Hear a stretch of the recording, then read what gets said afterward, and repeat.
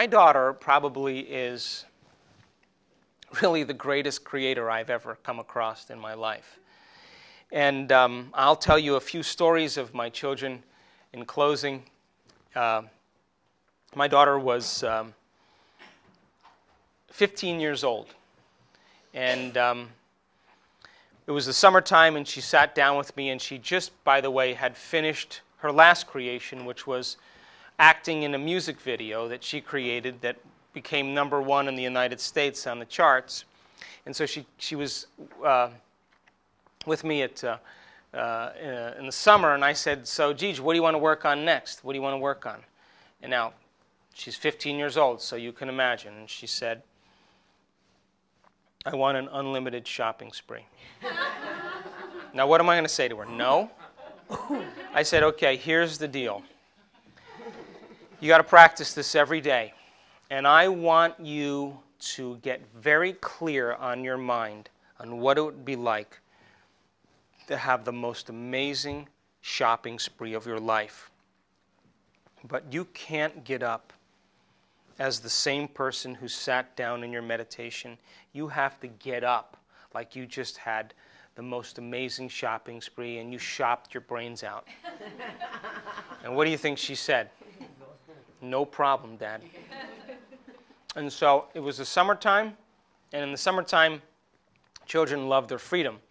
But she worked with me, and I wake up at 4:30 in the morning, and I do my meditation, and then I'm waiting for her, and I hear the alarm go off, and I hear her rustle around in there, and then I hear her settle down, and I wait. And 30 minutes later, boom, the door opens up, and I look at her and I go, how was it? And she go, and I said, you have to recondition your body into believing that that future event is happening to you now, because your body, as the unconscious mind, does not know the difference between an actual experience that produces an emotion that you fabricate by thought alone. And you have to change the circuitry in your brain neurologically to look like the event has happened. Then you have to emotionally condition your body into believing that future event is already done. And when your thoughts and feelings are aligned, when your mind and body are working together, you're headed for a new destiny. Now, there were some mornings she didn't want to do it, but I kind of knocked on her door and I said, hey, come on, I did mine, you going to do yours? And I got down on her level and I let her know that I had completed mine and I asked her to complete hers. Now, I was in Washington, D.C., I'll never forget this. I was driving in the cab getting ready to do this lecture, and the phone rings and it's my daughter on the phone. Now, I can't tell if she's laughing or she's crying, but she's altered in some way. And I say, what? Oh, that unlimited shopping spree, it happened today. I said, really? Tell me everything, don't leave anything out.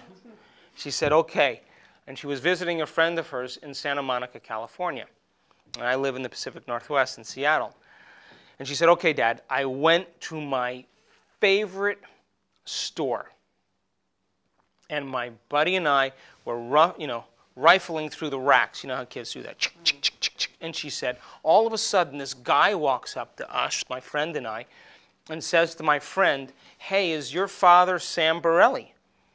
And the young girl says, yeah, that's my dad. He said, okay, you two come with me.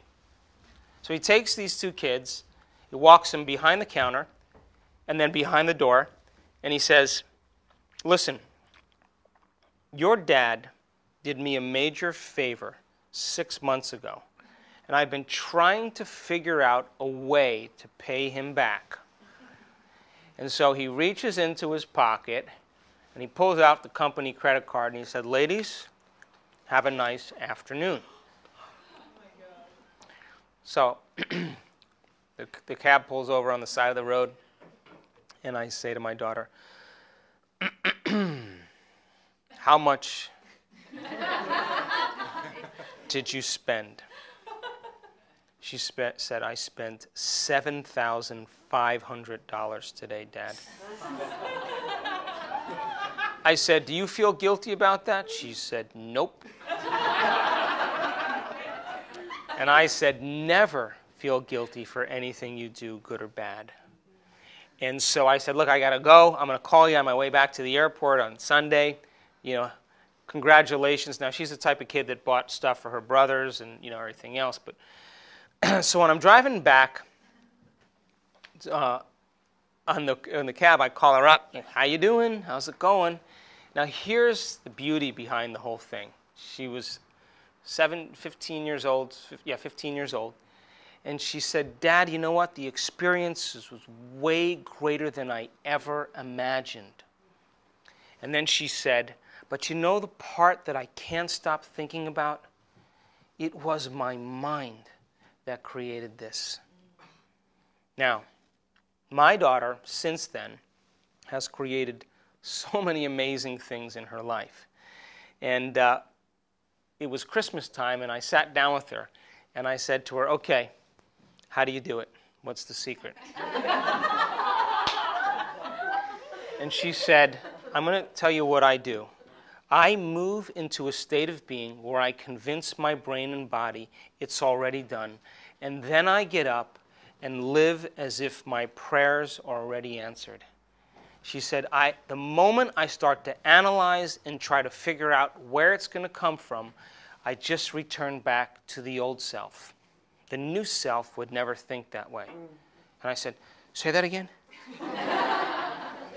So my children begin to understand that they are empowered by their mind and their interaction with the field of intelligence that everybody has access to.